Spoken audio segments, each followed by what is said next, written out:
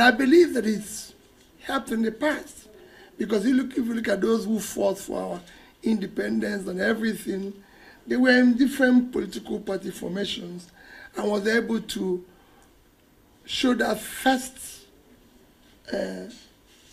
democratic process in Nigeria, which is what we are all clamoring that we need to go back to now, where we have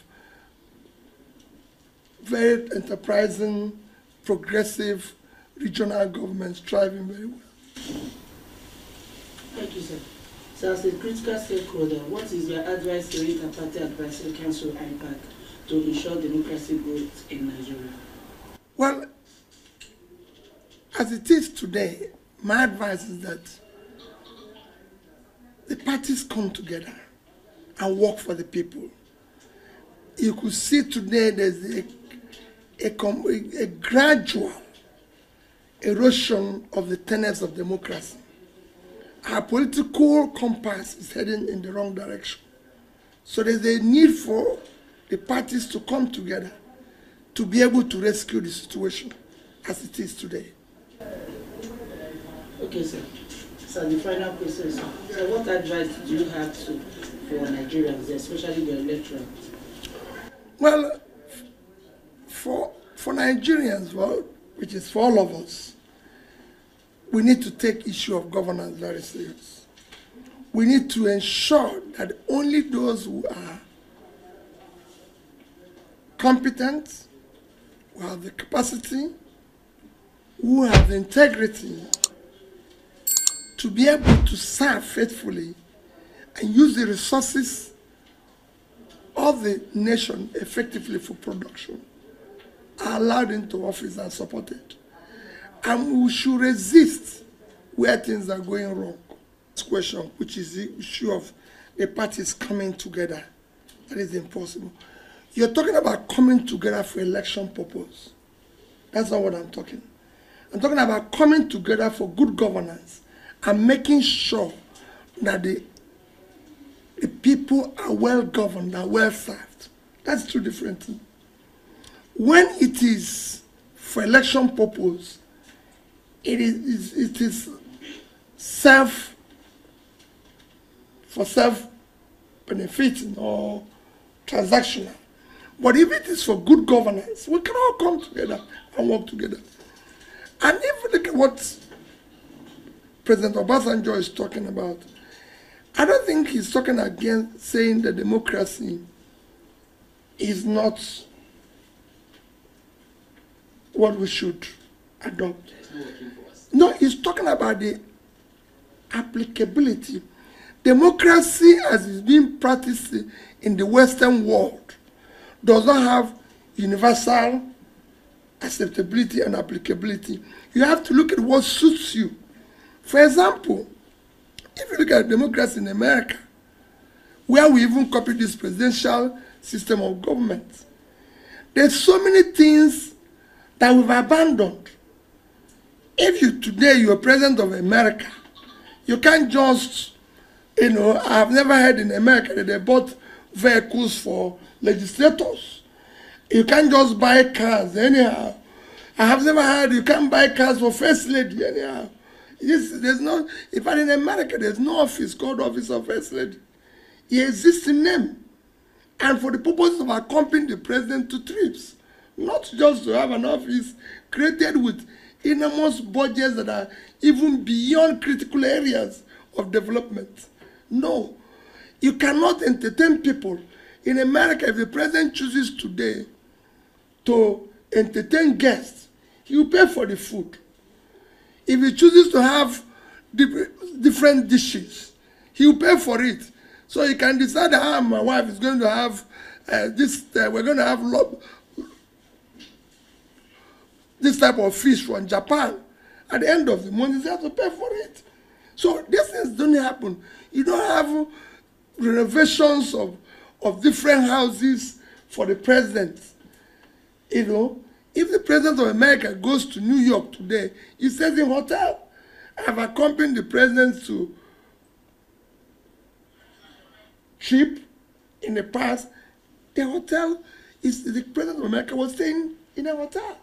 So these are issues. So we must look at what suits us. Again, look at how we can manage our own expense and everything. So what Obasanjo is saying, that we must not adopt this and even adopt it wrongly as we are doing it today. The last one was an issue of moving towards one party. How can we salvage that? That is a disaster. And it can be salvaged, again, by the same, everybody coming together. Not just now political parties, but civil society. The people must resist that because it's dangerous. Thank you very much. Thank you. Okay, His Excellency, sir, you are the campaigner of a new Nigeria. And recently, you described the former president, Atiku Abubakar, as your leader. If, for example, in 2027, and you are given the opportunity to become his vice, will you do that? Then secondly, sir. My dear, let's not talk about the election. We have a critical problem happening now. See, this is what I'm saying. We should all come together. Even you as a journalist should look beyond the election. People are dying of hunger.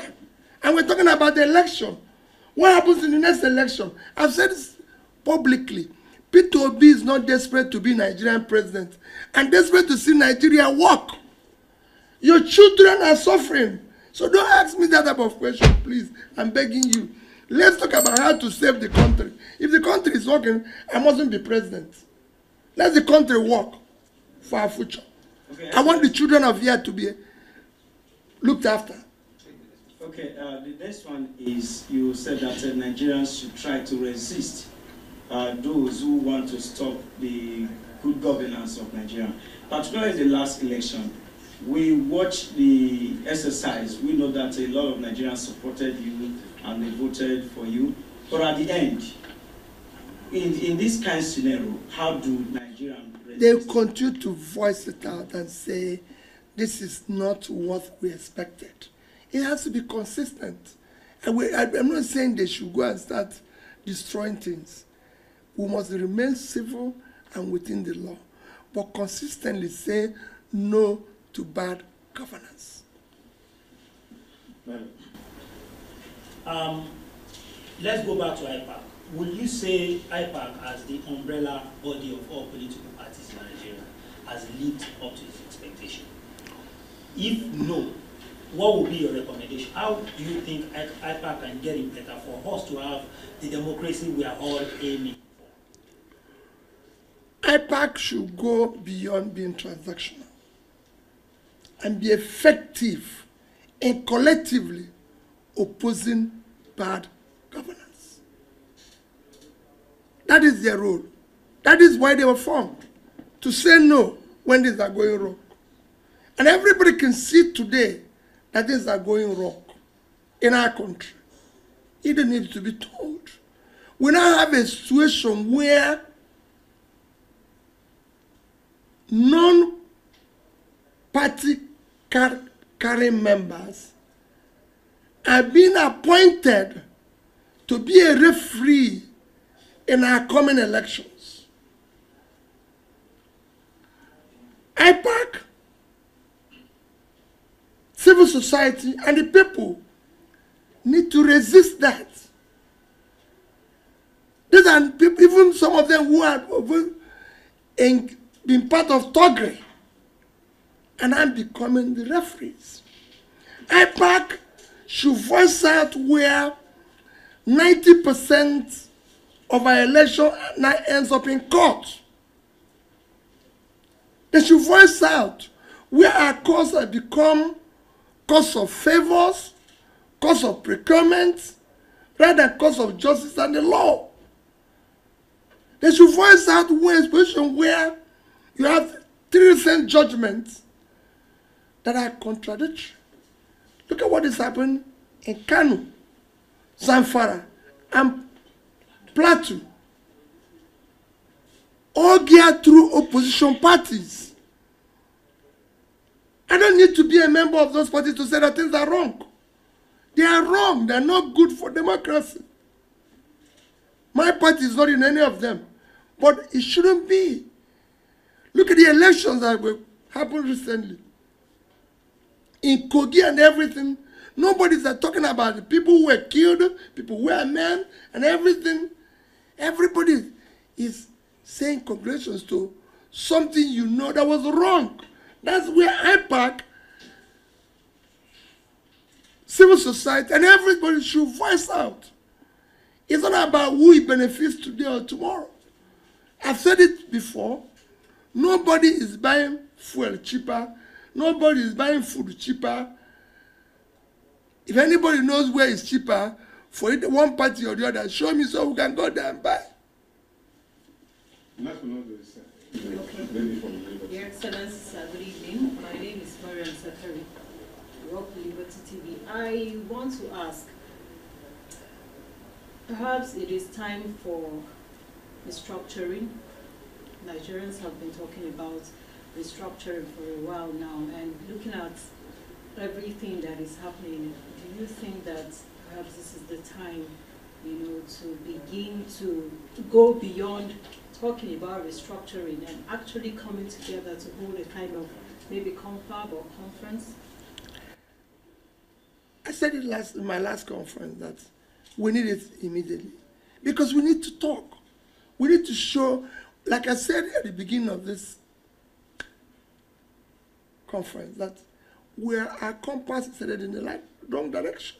And if we don't do anything, it will consume everybody. Anarchy consumes everybody. Some people will think today they are benefiting or because it's this. No. In a situation where you have a looming crisis and we're playing about it, we've been warned of we're going to face hunger next year. We're using almost 100% of our revenue to service debts, and nobody can say how we pile the debts, what we use it for. In a place where, instead of putting our money, we've now been told we are bankrupt. Instead of now behaving like people who are bankrupt, we are still behaving like people who are still affluent. Because bankrupt people should be now be downsizing all expenditures that is not critical for development. But we are still going ahead, living a life that is beyond our resources, even when borrowing to continue such life. So there are things we need to do. All these things are things we need to look at. It's time to look at whether this presidential system suits us, or whether we can change and go back to parliamentary system. Because we cannot have a situation, and that's what Obasanjo is saying. Let's have something that can suit us, whether it's parliamentary or presidential. It is time that we elect people who must be answerable to us. We can no longer continue to have an elected people who answer us through third parties or source comments to us and everything. It cannot continue. We need to do things differently. So I think restructuring, one, will help the various segments to develop simultaneously. And you will see it happen. Thank you, Excellency. Thank you, Mr. Judicial. Very much. Thank you for your time. Seems to be that citizens need to be interested in this stuff. And you see, the problem always was the tendency to reduce this to a party political issue, which it wasn't. Look, this matter didn't start today. When the judgment in Amechi's case came down in December 2007, I mean, the Supreme Court gave its reasons in January 2008, but the judgment came down in December 2007, saying that someone who was never on the ballot had been elected governor of Rivers State PDP was exultant. But that judgment is actually why we are where we are today. It was the beginning, close to the beginning of our problems. Because, yes, there needed to be a remedy to the madness that was going on then. But whether that remedy had to be putting someone on the seat who had never been on the ballot to begin with was a different matter. The Supreme Court could easily have decided in that case, okay, we will nullify the elections. We will recognize Amechi as the candidate of the PDP, but we will send this back to the people to decide. Was that not possible? Of course it was. But they chose not to do that. And therefore expropriated to judges a decision that only citizens should make in a democracy, deciding who rules them and deciding on whom to confer the mandate. And what did the Supreme Court say in that case? Candidates don't make a difference. Parties do. Candidates don't run in Nigerian elections. Parties do, which really was untrue. And I know for a fact that a lot of judges at very senior levels then had nothing to do with politics, but a lot of judges were very unsettled by that judgment. But it came from the Supreme Court, and therefore they had to comply with it. That set us off on the route to where we are today. Now, by the time you had done with the corrections of PDP overreach when it was in power, what you then were left with was judges had grabbed the rights of the citizens and decided it was too sweet to let go, because candidates were discovering that you didn't need to know anybody. You didn't. Senator Ibeke in Anambra North went to the National Assembly 3 times. He never won any election. Alphonse Ibeke was never interested in winning an election. What he did was, after the elections, he would go and buy judges, quite literally. 3 times Ibeke went to the National Assembly over 12 years without a vote in his favor. Anyone who is from Anambra State here knows of Alphonse Ibeke's story. But he's not the only person. Why? Because judges now decide our elections. And so once politicians realized this, they started planting their wives and their daughters and their mistresses. I mean, I could go on here about whose mistress is which in which place. And obviously the wives we know. But it is the mistresses that are very interesting. And who is sleeping with whom and, genitally transporting people whom they are related with into the judicial system. Because you need your own judges there to have these decisions take place. And then we get to 2019, right? We're in Zamfara State. So, because this is not, I want to make it clear, this is not APC. I'm not interested in APC, PDP, Yabo. It is that the ground rules have been totally altered. And that means you cannot take away, you cannot beat an incumbent because they will outmoney you. When the Supreme Court decided that you could have the idea of wasted votes, guys, and you see, people sit down and we laugh over these things. How can you waste the votes of citizens in a democracy? That is the biggest problem we have now, that judges are wasting the votes of citizens. In Zamfara State, Matawale lost every local government area in Zamfara State. He didn't win half. And judges actually sat down and thought it was a very nice idea that because of a pre-election matter, you could waste the votes of an entire state. That was another evolution in this process. And so the doctrine of wasted votes came in, and now judges are wasting the votes of people. Kanu is a scandal. Kanu is an absolute scandal. And you don't have to be a supporter of any party to recognize that Kanu is a ridiculous scandal. It is. And now, look at the map of what is happening, guys, so that you understand. Every one of us needs to understand that the judiciary has become a national security threat. And I'm not going to mince words about it. The control is Imo State. Imo State, look at how Imo State descended from January 2020 to where we are now. So that, choose what you choose to believe about last week's elections. In most of Imo West, Olu senatorial zone, in most of the local governments, there were no elections. INEC knows for a fact that it could not safely deploy election workers to most of the local governments in Imo State. Certainly not in Olu, not in much of Okigwe local government area. So voting mostly took place in and around Owerri, and then they wrote results for the remainder of the state. Why?